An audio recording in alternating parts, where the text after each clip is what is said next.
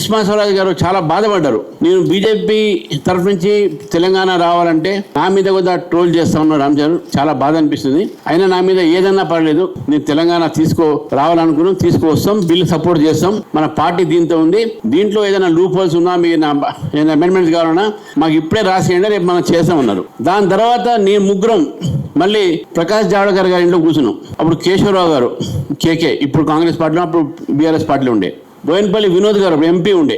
మీ ముగ్గురం ప్రకాష్ జావడేకర్ గారి ఇంట్లో రాత్రి 1 o'clock, next day it is going to be place before parliament. నేను ప్రకాష్ జావడేకర్ మీరు కూర్చొని ఇటు తెలంగాణకు ఆంధ్రాకు ప్రాజెక్ట్స్ ఏంది అవి అన్నీ కూడా మాట్లాడుకొని ఆ రోజు పార్లమెంట్లో మీ అందరం కూడా బీజేపీ సభ్యులందరూ కూడా విప్ ఇచ్చి మీరు రావాలి అని చెప్పి ఆ రోజు ప్రకాష్ రెడ్డి గారు, నిరంజన్ రెడ్డి గారు, నేను ఈ ముగ్గురు కలిసి ఆ బిల్లు వెట్టింగ్ చేసి పార్లమెంట్లో ప్రవేశపెట్టింది భారతీయ జనతా పార్టీగా మేము. మొత్తం బేషరతుగా సపోర్ట్ చేసింది మేము. సుష్మా స్వరాజ్ గారు మాట్లాడారు. ఏ పేపర్స్ ప్లే పెట్టినా కూడా ఆ రోజు పార్లమెంట్లో మన బిల్ పాస్ అయింది, తెలంగాణ వచ్చింది. కాబట్టి so on behalf of all people who want Telangana, we'll clap for you that your role was there, which was not that's what I'm telling you. నేను ఈరోజు చెప్పదలుచుకున్నాను. why I want to reveal this to people here. దాని తర్వాత తెలంగాణ తర్వాత వచ్చింది. తెలంగాణ ఎవరు తెచ్చారు, ఏం తెచ్చారు అది మనము అందరం చర్చించడం, వచ్చింది, సంతోషపడ్డాం. ఎంతో మంది బలిదానాలు అయినాయి. మామూలుగా రాలేదు తెలంగాణ. 1200 మంది పైగా విద్యార్థులు, యువకులు వారి బలిదానంతో తెలంగాణ వచ్చింది. మేము కూడా జేఏసీలో భాగం ఉండే. BJP was part of JAC. మేము జేఏసీలో భాగం. కాంగ్రెస్ పార్టీ జేఏసీలో లేదు, బీజేపీ ఉండే. ఇవాళ తెలంగాణ ఉద్యమకారుల మీటింగ్ నడుస్తాం 11 o'clock సెక్రటరియట్లో పెట్టారు. అంటే 12 సంవత్సరాలు అయిన తర్వాత కూడా ఇంకా ఉద్యమకారులను గుర్తించలేనటువంటి పరిస్థితి తెలంగాణ ఉంది. ఇప్పుడు మీటింగ్ పెట్టుకుంటారు. తెలంగాణ తీసుకురావడం కారణం ఎందుకంటే అలెగ్జాండర్ షూమర్ అనే ఒక బుక్ రాశాడు, small is beautiful and we believe smaller states are beautiful and Telangana is form for that reason. అందుకే తెలంగాణకు సపోర్ట్ బీజేపీ చేసింది, మేము తీసుకువచ్చినాము అని మేము కూడా క్లెయిమ్ చేస్తున్నాం. కానీ we never set that they are participation. అందరి పార్టిసిపేషన్ ఉంది. అందరి అన్నిటికన్నా ఎక్కువ తెలంగాణ ప్రజల పార్టిసిపేషన్ దాంట్లో ఉంది. తెలంగాణ న్యాయవాదుల పాత్ర ఉన్నది. తెలంగాణ ఒక ప్రభుత్వ ఉద్యోగస్తుల, ప్రజల, ఇవన్నీ కూడా సకల జనుల, ఇవన్నీ మనం అంటాం. ఇవన్నీ ఉంది కాబట్టి తెలంగాణ వచ్చింది. తెలంగాణ తీసుకురావడానికి 3 కారణాలు, 3 ప్రత్యేకమైనటువంటి ఒక డిమాండ్: నీరు, నిధులు, నియామకాలు. ఈ 3 మనం ఆలోచిస్తాం. నేను నీటి పైన తర్వాత లాస్ట్ వస్తాను. నియామకాలు చెప్పండి. నిజంగా కూడా మనం అందరం ఇక్కడ ఉన్నాం. తెలంగాణ వచ్చిన తర్వాత మనం ఏం విద్యార్థులకు ఏదైనా చేసినామా, ఉద్యోగాలు ఎన్ని నిర్మాణం చేసినామో, రావటమే. ఏ విద్యార్థులు అయితే ఇక్కడ కూడా చాలా మంది విద్యార్థులు చేసే వాళ్ళు ఉన్నారు, కనబడ్డారు నాకు. ఏ విద్యార్థులు అయితే తెలంగాణ ఉద్యమం కోసం పోరాడారో అదే విద్యార్థి మీద కేసు పెట్టారు. మీరు చూడండి, అదే విద్యార్థి మీద కేసు పెట్టడం జరిగింది.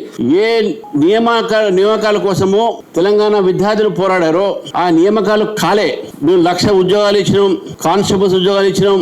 కానిస్టేబుల్ ఉద్యోగాల కోసం ఆ విద్యార్థులు నియామకం ఆ రోజు పోరాడింది. నిజంగా మొన్న గ్రూప్ 1 ఎగ్జామినేషన్ ఆఫ్టర్ 12 సంవత్సరాల తర్వాత గ్రూప్ 1 ఎగ్జామ్స్ కోట్లలో పడి మొన్న పూర్తి చేశారు. అది సరే, అది కూడా అవకతవకలు జరిగినాయి. సుప్రీం కోర్టు దాకా పోయింది. సరే, చేసిన మొత్తంగా అయిపోయింది. ఆ ప్రభుత్వంగానే ఈ ప్రభుత్వంగానే నియామకాల విషయంలో ఈ 2 ప్రభుత్వాలు కూడా జాబ్ క్యాలెండర్స్ తెచ్చి విద్యార్థులకు ఒక భరోసా ఇచ్చి ఒక భవిష్యత్తు చూపెట్టి దాంట్లో మొత్తం వైఫల్యం చెందింది ఈ 2 ప్రభుత్వాలు. కాబట్టి నియామకాల విషయంలో తెలంగాణ వచ్చిన తర్వాత ఈ యొక్క ప్రభుత్వం ఫెయిల్ అయింది. నియామకాలతో సంబంధించిన ఇంకోటి ఎడ్యుకేషన్ ఫీల్డ్. గత ప్రభుత్వం 12-13 స్టేట్ యూనివర్సిటీస్కు దాదాపు 2.5 సంవత్సరాల దాకా వైస్ ఛాన్సలర్స్ లేరు. దానికి ఇప్పుడు కూడా అపాయింట్మెంట్ కాంగ్రెస్ పార్టీ వచ్చిన తర్వాత అపాయింట్మెంట్ జరగలే. ప్రైవేట్ అంటే మన పార్ట్ టైం ఫ్యాకల్టీస్ తోని యూనివర్సిటీస్ నడుస్తున్నాయి. ఏ యూనివర్సిటీలో కూడా ఈరోజు దేశంలో ఇంత పార్ట్ టైం ఫ్యాకల్టీ నడిచే యూనివర్సిటీ లేవు. ఎడ్యుకేషన్ సిస్టమ్ మొత్తం బస్ అయిపోయింది. సరే, దాని మీద నేను ఐ విల్ కమ్ లేటర్. దాని తర్వాత నిధులు అన్నది అనదర్ ఫ్యాక్టర్. ధనిక రాష్ట్రము సర్ప్లస్ స్టేట్ ని బీఆర్ఎస్ పార్టీ దాదాపు 5 లక్షల కోట్లతో అప్పుల్లో ముంచింది మనని. ఈ రోజు తెలంగాణలో కాంగ్రెస్ పార్టీ వచ్చిన తర్వాత 2 సంవత్సరాలు మన నిధుల పరిస్థితి ఏ విధంగా ఉంది అంటే, ప్రభుత్వ ఉద్యోగస్తులకు ఫస్ట్ టైం జీతం ఇస్తామని చెప్పి నిన్న క్యాబినెట్ లో పాస్ చేశారు. అంటే ఫస్ట్ నాడు జీతం ఇస్తాము క్యాబినెట్ పాస్ చేసిందంటే అంతకన్నా దురదృష్టం ఏంటండి? అంటే వాట్ ఈస్ ది రీజన్? అంటే మొదటి రోజు మీరు ఇవ్వలేరా జీతాలు? మీ పరిస్థితి ఫైనాన్షియల్ అంతా బ్యాడా?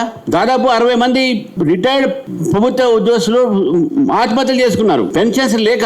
మరి నిధుల పరిస్థితి ఏమున్నాయి? ఈరోజు చూసాం మనం 20,000 కోట్ల రూపాయలు ఈరోజు కాంట్రాక్టర్లకు బకాయి ఉన్నది ప్రభుత్వం. 20,000 కోట్లు మామూలుగా కాదు. ఎంతమందికి బకాయిలు ఉన్నారు ఈరోజు? విద్యార్థులకు ఫీ రీఎంబర్స్మెంట్ 10,000 కోట్ల బకాయిలు ఉన్నారు. మన నిధులు ఇది మన నిధుల పొజిషన్. ఇది తెలంగాణ తీసుకొచ్చిన నియామకాలు, నిధులు, ఈ రెండిట్లో మీరే ఆలోచించండి ఎంతవరకు ఈ రెండు ప్రభుత్వాలు న్యాయం చేసిందని చెప్పేసి. తర్వాత నీటి విషయంలో వచ్చే వరకు సరే, కేసీఆర్ గారు ఆ రోజు మనకు రావాల్సినటువంటి ఒక కృష్ణా వాటర్ జలాల్లో 299కి టీఎంసీకి సంతకం పెట్టి మనకు రావాల్సిన వాటా కన్నా తక్కువ సంతకం పెట్టి ఒప్పుకున్నారు. సరే, ఆ రోజు తొందరలో ఉండే ఇది అయిపోయింది. గోదావరి జలాల మీద నేను ఉత్తరం రాశాను మొన్న రేవంత్ రెడ్డి గారికి. గోదావరి జలాల వినియోగంలో కూడా ఈరోజు నీరు పేరు మీద 1,30,000 కోట్లతో ఒక ప్రాజెక్టు కడితే ఆ ప్రాజెక్టు తెలంగాణ రైతులకు ఎక్కడ పనికి రాకుండా చేసి దాంట్లో కుంభకోణాలు చూసి మళ్ళీ ఇప్పుడు ఇంకో ప్రాజెక్టు సేమ్ ప్రాణహిత చేవళ్ళ అని మళ్ళీ రివ్యూ చేయాలి, తుమ్మడి హట్టు హైట్ పెంచాలి, అది ఇదని మాట్లాడి ఇప్పుడు ఏదో వాళ్ళు ఆలోచిస్తున్నారు గోదావరి మీద. 12 సంవత్సరాల నుంచి నీటి మీద ఒక పాలసీ లేదు రెండు ప్రభుత్వాలు కూడా. They don't have policy for the water resources, either for drinking water or for the irrigation water, సాగు కానీ తాగునీరు కోసం కానీ. లేటెస్ట్గా చెప్తాను, ఈరోజు మీరు చూస్తూ ఉన్నారు డికే శివకుమార్ గారు కర్ణాటకలో చీఫ్ మినిస్టర్ అయ్యారు. కర్ణాటకలో నుంచి వచ్చేటటువంటి కృష్ణా రివర్ రాయచూర్ దగ్గర భీమాతో కలిసి అక్కడ ఒక కొత్త ప్రాజెక్ట్ వచ్చింది, కొరటకుంట ఇన్ కర్ణాటక. ఈ కొరటకుంట ప్రాజెక్టుకు తెలంగాణ ప్రభుత్వం అగ్రిమెంట్ చేసుకుని రాయచూర్లో ఉన్నటువంటి కృష్ణా వాటర్ని ఈరోజు కర్ణాటకకు ధారావతం చేసింది. ఏమి అధికారం అండి? Karnataka has no additional share.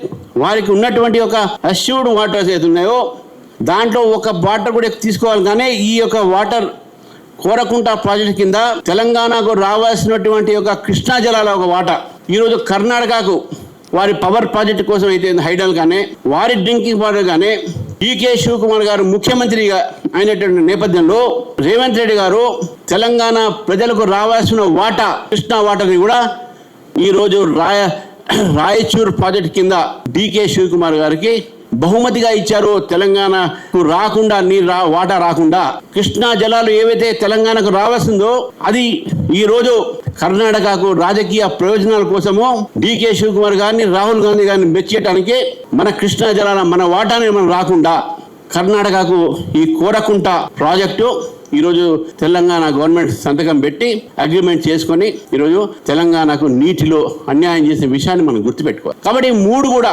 నీరు, నిధులు, నియామకాల్లో ఈ రెండు ప్రభుత్వాలు కూడా తెలంగాణ వచ్చినంత వైఫల్యం చెందారు. కాబట్టి తెలంగాణ ప్రజల ఒక ప్రయోజనము తెలంగాణ వచ్చిన తర్వాత రాలేదు అనే విషయాన్ని కూడా మనం గుర్తుపెట్టుకోవాలి. అయితే భారతీయ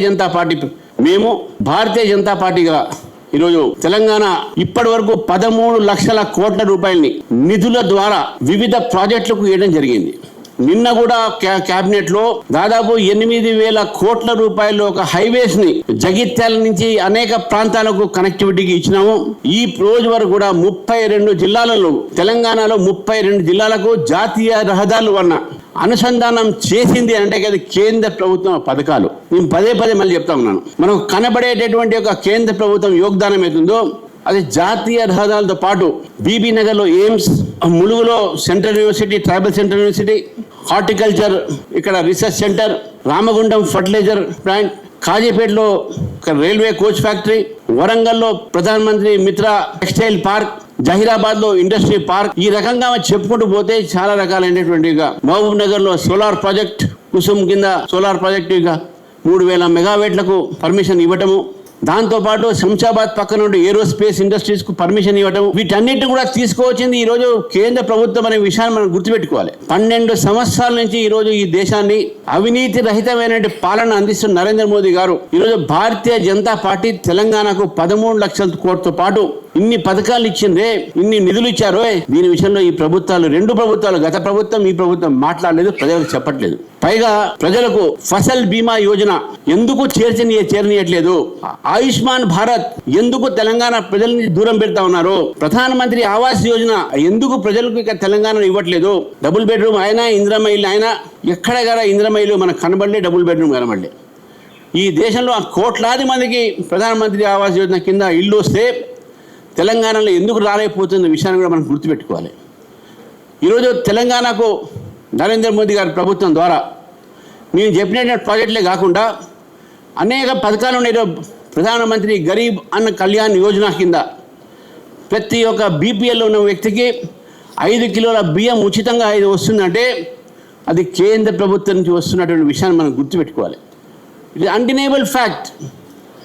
దేశవ్యాప్తంగా కూడా నార్త్ ఇండియాలో గోధుమ, సౌత్ ఇండియాలో చావల్ బియ్యం, అదేవిధంగా దీంతో పాటు హైదరాబాద్ నగరంలో స్వనిధి యోజన, స్వనిధి ఏదైతే పథకం ఉందో, అంటే స్ట్రీట్ వెండర్స్కు 10,000 రూపాయలు, highest in the country. There are more than 10 lakhs people in the entire Telangana. ఈ ఒక 10 లక్షల ఒక స్వనిధి కార్యక్రమం ద్వారా street vendors day to day ఒక వ్యాపారాలు చేస్తారు, చాట్ బండారం, మిర్చి బజ్జీ ఇటువంటివన్నీ చేస్తున్నారు. ఇవన్నీ కూడా Svanidhi highest in the country. Swachh Bharat కింద ప్రతి సంవత్సరం 499 కోట్ల రూపాయలు ఈరోజు ఇక్కడ ఉన్నటువంటి మున్సిపాలిటీస్కి ఇస్తున్నాం. అమృత్ స్కీమ్ మన అదేవిధంగా స్మార్ట్ సిటీస్ కింద ఒక ఇవన్నీ కూడా డెవలప్మెంట్కు, మున్సిపాలిటీ డెవలప్మెంట్కి ఇస్తూ ఉన్నాం. దాని తర్వాత 15th ఫైనాన్స్ కమిషన్ రికమెండేషన్ ద్వారా 8% ఆఫ్ ది టోటల్ జీడిపి మన ట్యాక్స్ రెవల్యూషన్ ఉంటుందో we are giving it local self government. మనం గుర్తుపెట్టుకోవాలి మిత్రులారా, ఈరోజు గతంలో కాంగ్రెస్ పార్టీ ఉన్నప్పుడు దీని 32% ట్యాక్స్ డివల్యూషన్ ఉండే. అంటే ఏ రాష్ట్రం నుంచి కేంద్రానికి ఎంతైతే రెవెన్యూ పోతుందో దాంట్లో 32% మళ్ళీ కేంద్రాల నుంచి రాష్ట్రాలకు తిరిగి వస్తాయి. కానీ నరేంద్ర మోదీ గారు ప్రధానమంత్రి అయిన తర్వాత 42% ట్యాక్స్ డెవల్యూషను, దాంతోపాటు 8% లోకల్ సెల్ఫ్ గవర్నమెంట్కు contribution from the recommendation finance commission.